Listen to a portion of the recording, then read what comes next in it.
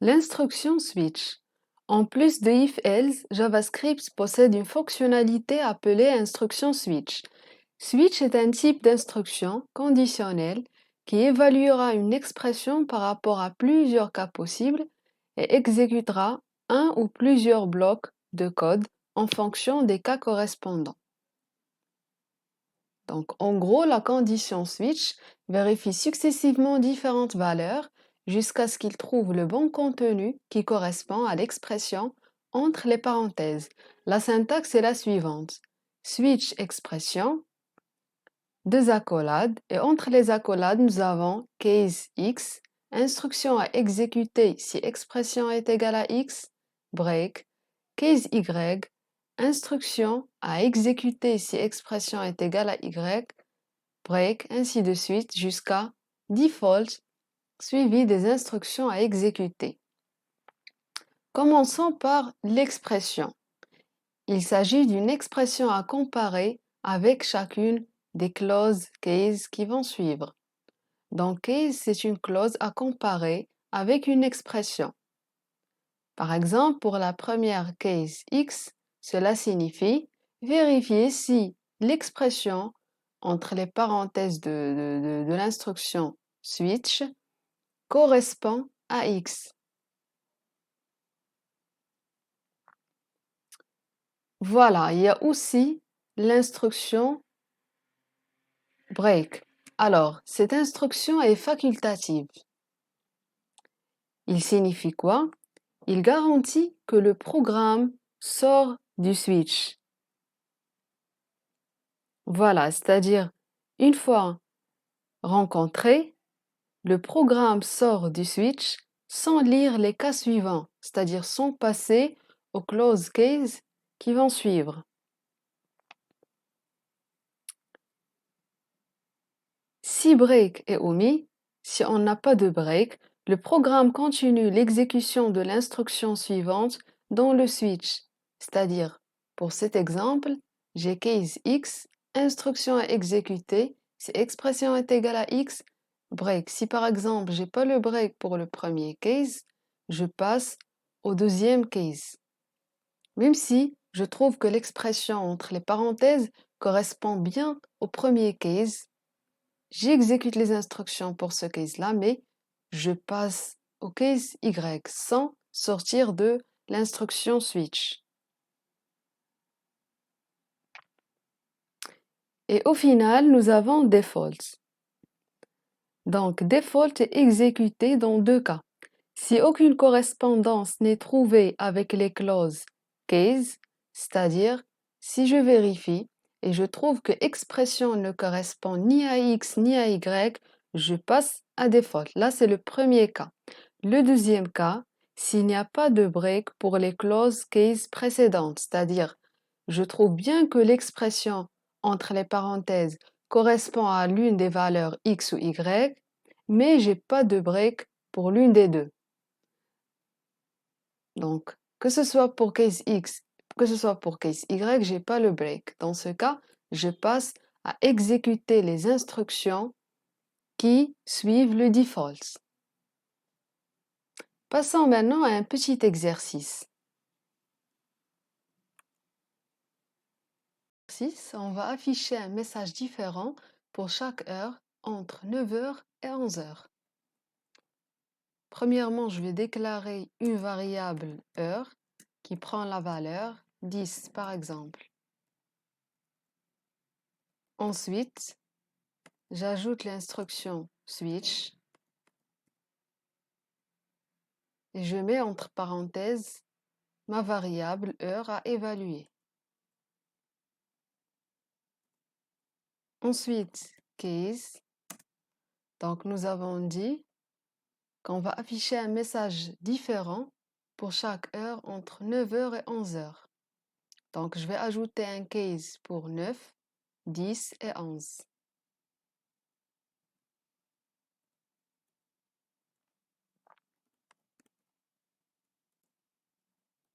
Console.log pour afficher un message adéquat dans la console. Donc, par exemple, je vais mettre « Il est 9h ».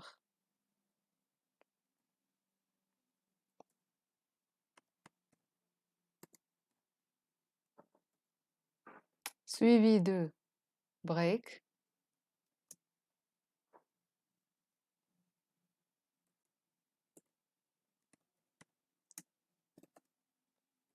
Case 10, console.log.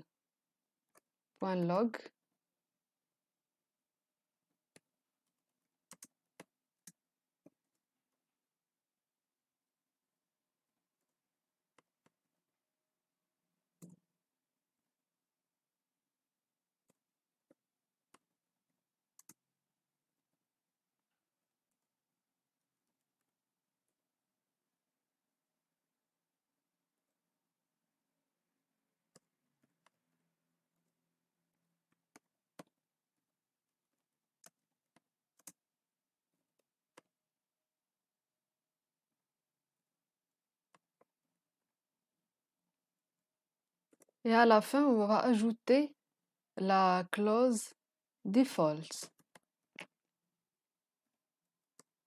pour quitter, voilà, à exécuter si aucune des clauses case ne correspond à la valeur contenue dans heure.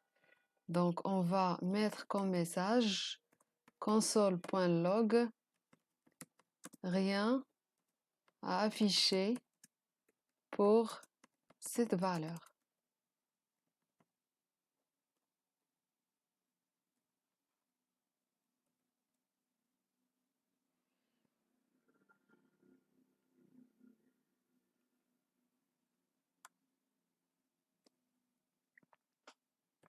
J'enregistre et j'exécute pour voir ce que cela va donner. Donc là, j'ai ma variable heure qui prend la valeur 10. Ensuite, je passe à exécuter l'instruction switch. Switch heure. Case 9. Vérifier si 10 est égal à 9, ce qui est faux. On passe à case 10. Donc 10 est égal à 10, c'est vrai. J'affiche dans la console le message correspondant. Il est 10 heures.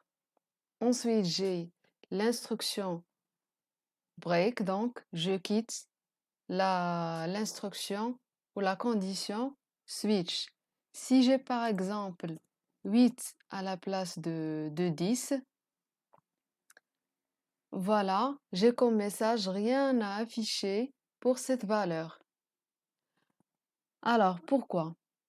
Est-ce que 8 correspond à 9? Non, je passe. Est-ce que 8 correspond à 10? Toujours non, je passe. 8 différent de 11, je passe. Donc la dernière instruction, c'est console.log. Donc rien à afficher pour cette valeur. Voilà, c'est pourquoi on a ce message. Si par exemple, je fais autrement. Donc, je laisse toujours la valeur 8 ou bien je vais mettre 10. Et ensuite, je vais enlever le break de...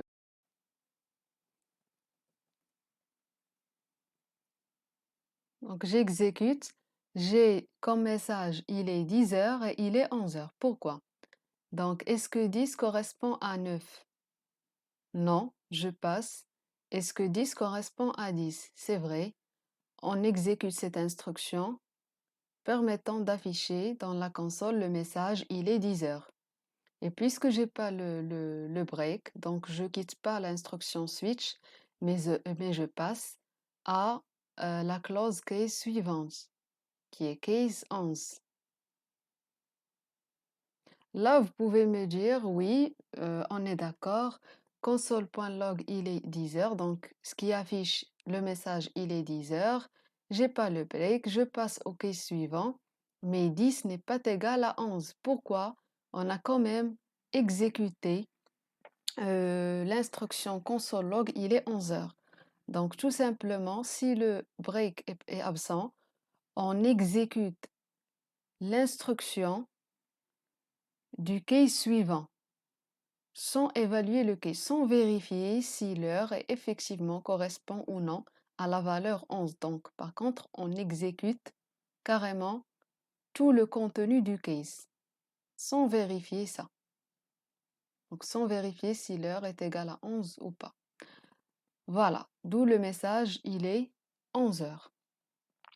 Si par exemple, j'enlève aussi ce break, donc j'ai 3 messages, il est 10 heures, c'est normal, puisque 10 heures est égal à 10. Je passe à cette instruction, il est 11 heures. Et enfin, default, j'affiche ce message-là. Alors, si par exemple, je modifie tout ça et je mets heure est égale à 9, j'enlève ce break. Donc là, j'ai les 4 messages parce que 9 est égal à 9, donc il est 9 heures, j'ai pas le break, je passe, il est 10 heures, j'ai pas le break, je passe, il est 11 heures, j'ai pas le break, je passe à default pour afficher le message. Rien à afficher pour cette valeur. Alors, est-ce qu'il faut toujours mettre le default ici ou bien on peut le mettre, c'est-à-dire à la fin de l'instruction switch, ou bien on peut le mettre entre les différentes cases. Et bien justement, on peut le mettre entre les différentes cases. Je peux par exemple placer cette instruction entre ces deux cases.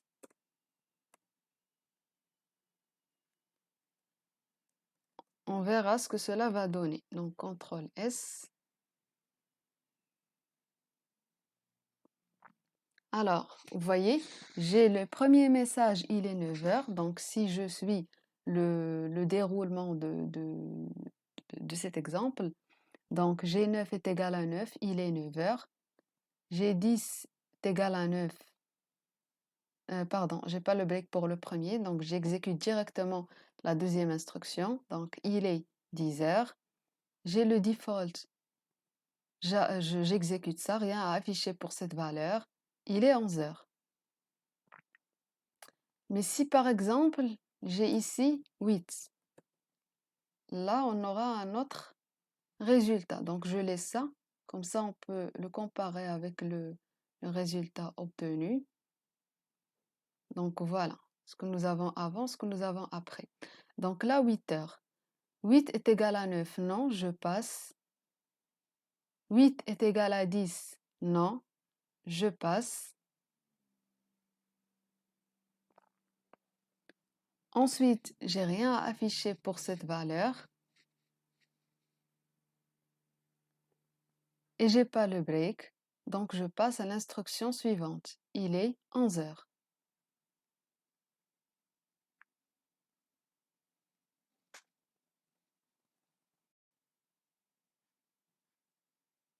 Alors là, je remplace 8 par 9.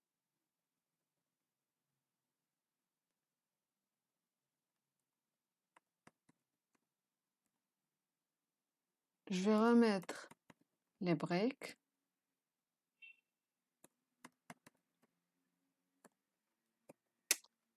Exécuter. Alors là, 9 est égal à 9, il est 9 heures, j'ai le break, je sors. On peut aussi utiliser return, donc l'instruction return, au lieu du break. Donc si vous utilisez le return, pas besoin d'utiliser le break.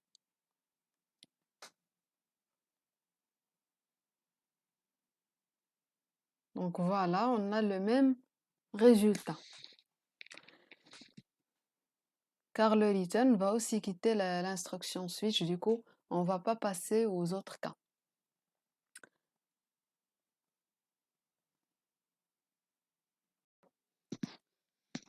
Il y a aussi un cas où on peut avoir plusieurs close cases pour la même opération, ce qu'on appelle multi-case, une seule opération. C'est-à-dire que pour plusieurs cas, je peux avoir les mêmes instructions à exécuter ou le même résultat final. De ce fait, on va prendre l'exemple suivant, qui consiste à afficher les 4 saisons, à savoir hiver, Si le mois est janvier, février et mars, si on est en mois d'avril, mai ou juin, on affiche printemps. Si juillet, août, septembre, on affiche été. Et pour octobre, novembre et décembre, on affiche le message automne. Donc, premièrement, je vais récupérer le numéro du mois en faisant appel à une fonction de la classe newDates, de la classe dates. Voilà. Il faut faire attention à cette fonction.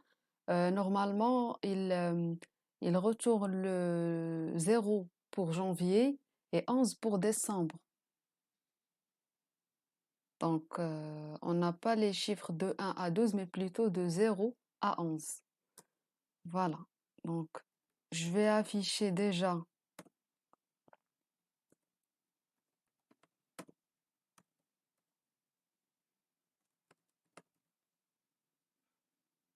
ce que j'ai dans New Dates pour être sûr voilà, de la date en cours. Et ensuite, je vais afficher le mois retourné par cette fonction. Voilà. Ensuite, j'ajoute l'instruction switch.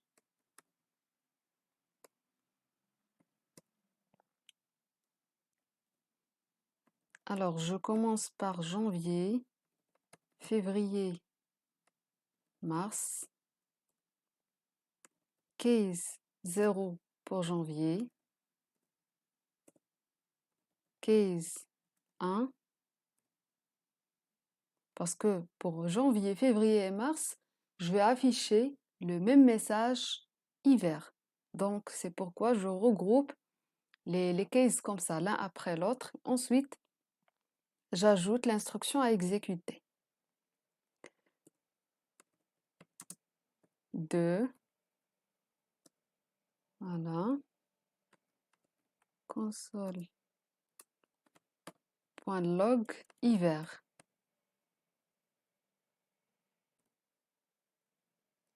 Bien sûr, il ne faut pas oublier le break pour quitter l'instruction switch une fois cette condition est vérifiée. Là, voilà, je vais faire du copier-coller pour ne pas tout écrire. Voilà. Donc, pour avril, mai et juin, c'est-à-dire pour les mois, voilà, qui ont les indices 3, 4 et 5, j'affiche printemps. Voilà.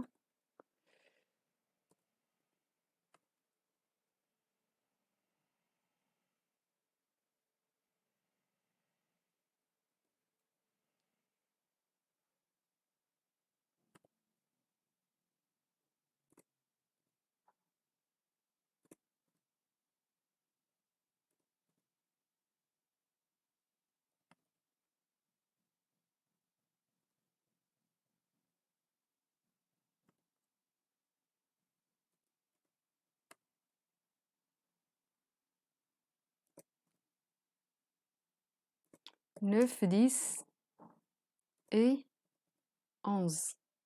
Donc 11 pour décembre et non pas 12. Parce qu'on commence, comme j'ai dit tout à l'heure, par 0.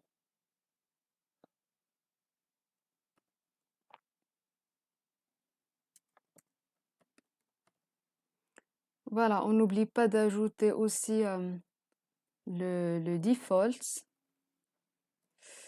Voilà, pour le casino.